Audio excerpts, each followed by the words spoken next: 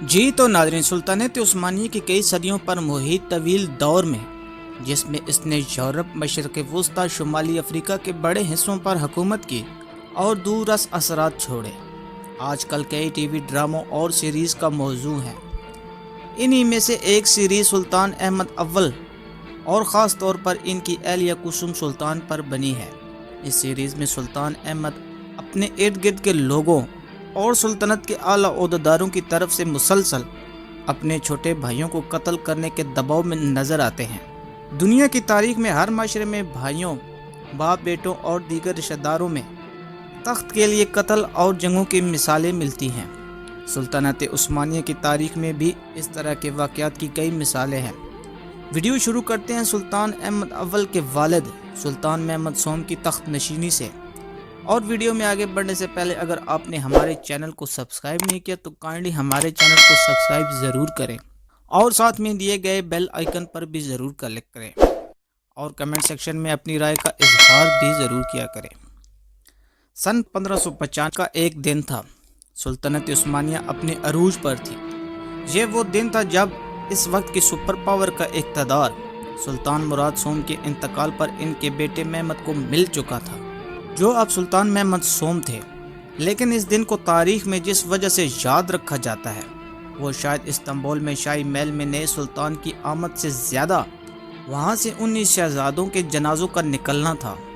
یہ جنازے نئے سلطان محمد سوم کے بھائیوں کے تھے، جنہیں سلطنت میں اس وقت راج بھائیوں کے قتل کے شاہی رواج کے تحت نئے سلطان کے تخت پر بیٹھتے ہی باری باری گلا گھونٹ کر ہلاک کر دیا گیا تھا۔ سلطنت عثمانیہ کی تاریخ پر مبنی کتاب لارڈز آف دی ہورائزن میں شہزادوں کی ہلاکت کی رودات بیان کرتے ہوئے مصنف لکھتے ہیں کہ شہزادوں کو ایک ایک کر کے سلطان کے سامنے لایا گیا۔ ان میں سے عمر میں سب سے بڑے شہزادے نے، جو خوبصورت اور صحت مند جسامت کا مالک تھا، میرے آقا، میرے بھائی، اب میری والد کی جگہ پر ہو، میری زندگی کو اس طرح ختم مت کرو۔ غم سے نڈھال سلطان نے اپنی داڑھی نوچ لی، لیکن جواب میں ایک لفظ نہ بولا۔ جیسن اس دن کا ذکر کرتے ہوئے لکھتے ہیں کہ گلیوں میں یہ جنازے جاتے ہوئے دیکھ کر استنبول کے شہریوں کے دل دہل گئے۔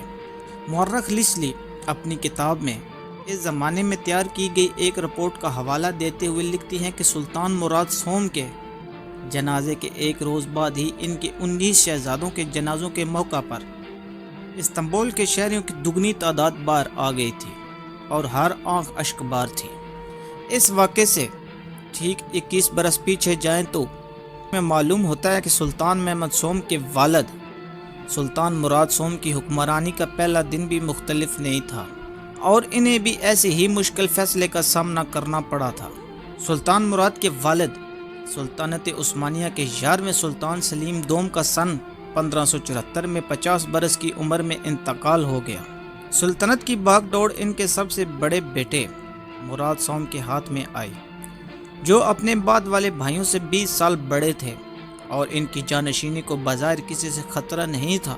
لیکن پھر بھی فنکل لکھتی ہیں کہ انہوں نے اپنے تخت نشینی پر اپنے سب بھائی مروا دیے، اور جنہیں پھر اپنے والد سلیم دوم کے پہلو میں دفن کیا گیا۔ مورخ فلکن اپنی کتاب میں شہزادوں کی ہلاکت کا منظر کچھ یوں بیان کرتی ہیں: لیکن سلطان مراد، جو بہت رحم دل تھے اور خون بہانا برداشت نہیں کر سکتے تھے، 18 گھنٹے انتظار کیا، اور اس دوران وہ نہ تخت پر بیٹھے اور نہ ہی شہر میں اپنی آمد کا اعلان کیا، اور اپنے 9 بھائیوں کی جان بچانے کے طریقوں پر غور کرتے رہے۔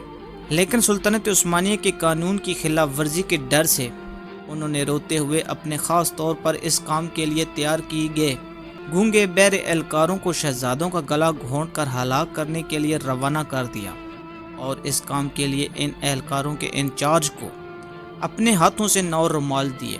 مراد اور محمد کے بھائیوں کی چھوٹی چھوٹی قبریں بتاتی ہیں کہ سلطنت میں اس افراتفری سے بچنے کی کیا قیمت ادا کی گئی، جو اکثر کسی نئے سلطان کی تخت نشینی کے وقت پیدا ہوتی تھی۔